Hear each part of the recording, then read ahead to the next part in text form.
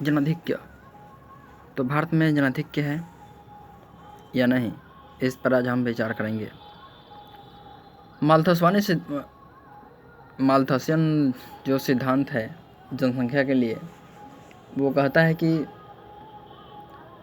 किसी भी क्षेत्र में जनसंख्या की वृद्धि गुणोत्तर श्रेणी यानी ज्योमेट्रिकल प्रोग्रेशन के अनुसार बढ़ते हैं, जबकि जीविकोपार्जन में साधन समांतर श्रेणी के अनुसार बढ़ते हैं।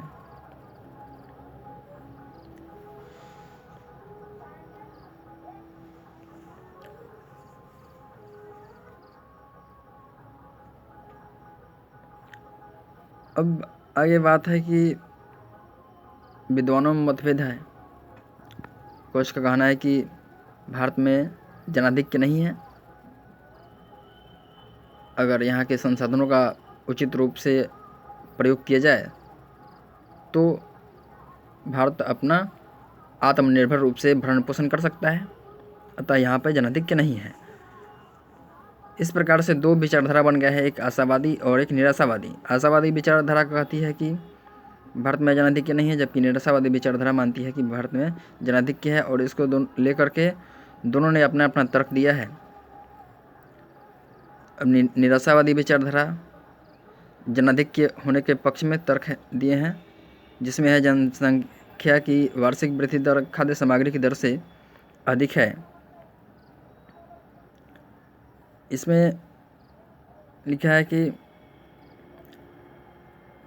श्री गोपाल स्वामी के शब्दों में भारतीय जनसंख्या जिस तीव्र गति से बढ़ रही है, वह यदि भविष्य में भी जारी रही तो जनसंख्या की खाद्यान्न संबंधी आवश्यकताओं की पूर्ति या हमारे उत्पादन बढ़ाने के सभी प्रयत्न विफल हो जाएंगे। स्पष्टतः यह जनाधिक्य का द्योतक है। ये पहला तर्क हो गया। दूसरा तर्क इनका यह है कि प्रतिबंधों का भाव। माल्थस के अनुसार यदि किसी देश में प्रतिबंधक निरोधों यानी प्रिवेंटिव चेक्स को व्यवहार में नहीं लाया जाए तो वहाँ प्राकृतिक निरोधों पॉजिटिव चेक्स क्रियाशील होंगे और जनाधिक्य को प्रकृति स्वयं रोकेगी महामारी आपदा के जरिए। भारत में प्रतिबंधक निरोधों को व्यवहार में नहीं लाया जाता है। यहाँ धार्मिक एवं सामाजिक दृष्टि से विवाह अनिवार्य है। आत्मसंयम लोकमानस से संबद्ध विषय है। बाल विवाह प्रचलित है। बंध्याकरण या संतति निरोधों को नग्न रूप में अपनाया जाता है, वही जो परिवार नियोजन वाला सिस्टम है। डॉक्टर चंद्रशेखर के शब्दों में संतान उत्पन्न करना भारत का राष्ट्रीय खेल है। ये थोड़ा हमको बुरा लगा, ये अजीब सी बात है, और इसी को लेकर के हम ये वीडियो बना रहे हैं। Sex play is the national sport of India, और हंसी भी है इस पर। दूसरी ओर प्राकृतिक निरोधों जैसे बाढ़, अकाल, महामारी, खाद्य संकट, इनके जरिए जो है वो प्रकृति रोकेगी जनसंख्या अधिक के रूप में प्रतिवर्ष उत्पन्न होते रहते हैं। स्पष्टतः यह जनाधिक्य का द्योतक है। तो वास्तव में प्रकृति जो है वो प्राकृतिक निरोधों, बाढ़, अकाल, महामारी, खाद्य संकट आदि के रूप में प्रतिवर्ष उत्पन्न होते हैं और ये जनसंख्या को नियंत्रित करते हैं। अब इसकी तीसरी तर्क यह है कि ऊंची मृत्यु दर। भारत के पिछले 20 वर्षों तक आर्थिक नियोजन के बावजूद मृत्यु दर कई देशों से अधिक है। यह जनाधिक्य को बतलाती है। चौथा तर्क है निम्न जीवन स्तर। भारतीयों का जीवन स्तर अत्यंत निम्न है। 90% के लगभग लोग भूखमरी की स्थिति में हैं। हालांकि ये पहले का आंकड़ा है, अब ऐसा स्थिति नहीं है भारत में। और इनका पांचवा तर्क यह है कि कृषि भूमि पर जनसंख्या का अत्यधिक बोझ है। विश्व की कुल जनसंख्या का 16% भारत में है, परंतु भारत का क्षेत्रफल संपूर्ण विश्व का 2.4% ही है। और इनका छठा जनाधिक्य के पक्ष में ये तर्क है कि बेरोजगारी में वृद्धि।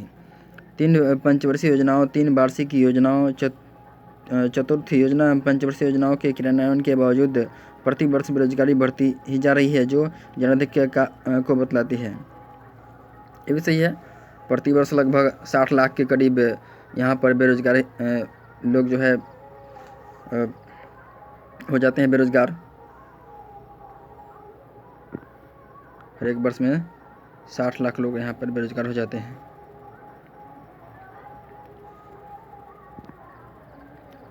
और 7वां ये है मूल्य वृद्धि, इनका तर्क है निराशावादियों का। और एक आता है कि प्रतिवर्ष खाद्य एवं अन्य सामग्रियों के मूल्य में होने वाली वृद्धि जनाधिक्य की सूचक है। अब आशावादी, जिनका मानना है कि यहाँ पर जनाधिक्य नहीं है, इनकी विचारधारा है और ये भी अपने पक्ष में तर्क देते हैं कि जनसंख्या के घनत्व का अपेक्षाकृत कम होना, कहता है कि विश्व में हॉलैंड, जापान, इंग्लैंड, स्विट्जरलैंड आदि देश सभी देश औद्योगिक हैं, किंतु भारत एक कृषि प्रधान देश है।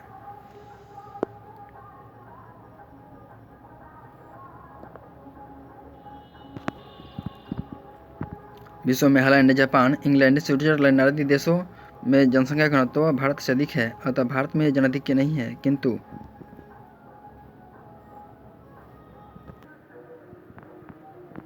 किंतु उक्त सभी देशों जो हैं औद्योगिक हैं, किंतु भारत एक कृषि प्रधान देश है। कृषि प्रधान देशों जैसे कनाडा, रूस, चीन, संयुक्त अरब गणराज्य आदि की तुलना में भारत में जनसंख्या का घनत्व कहीं अधिक है, जो भारत में जनाधिक्य को प्रमाणित करता है। ये बुकलिस है, ये बुक जो लिखा है उन्होंने कहा, उनका कहना है। लेकिन जो आशावादी हैं वो यहाँ पे जनाधिक्य नहीं होने का प्रमाणित करने की कोशिश करते हैं, अपनी अपील करते हैं, अपनी जो है दलील देते हैं उसके पक्ष में। और इनका दूसरा जनाधिक्य न होने के पक्ष में ये तर्क है कि प्रति व्यक्ति आय एवं राष्ट्रीय आय में वृद्धि, भारत में प्रति व्यक्ति आय एवं राष्ट्रीय आय में लगातार वृद्धि हो रही है, अतः देश में जनाधिक्य नहीं कहा जा सकता। भारत की प्रति व्यक्ति आय चालू मूल्य के आधार पर सन 1950-51 में 239 रुपया थी, जो बढ़कर सन 1994-95 में 8,281 तथा 1995 से 96 में 9,321 हो गई है। और इनका अगला ये तर्क यह है इनका कि कृषि एवं औद्योगिक श्रम का अभाव, यहाँ पर जो है कृषि एवं औद्योगिक श्रम का अभाव है। आशावादियों का कथन है कि कृषि की कटाई एवं बुवाई के समय कृषि श्रमिक नहीं मिलते, इस प्रकार कई उद्योगों को ठीक से चलाने के लिए विदेशों से श्रमिकों को बुलाकर लाना पड़ता है, किंतु यह तर्क भी भ्रामक है, क्योंकि श्रमिक की कमी भारत में रहती तो बेरोजगारी की समस्या इस देश में नहीं बढ़ती। आगे, जनसंख्या की वृद्धि दर तेज नहीं है, यहाँ पर इनका कहना है कि भारत में जनसंख्या 1901 से 1901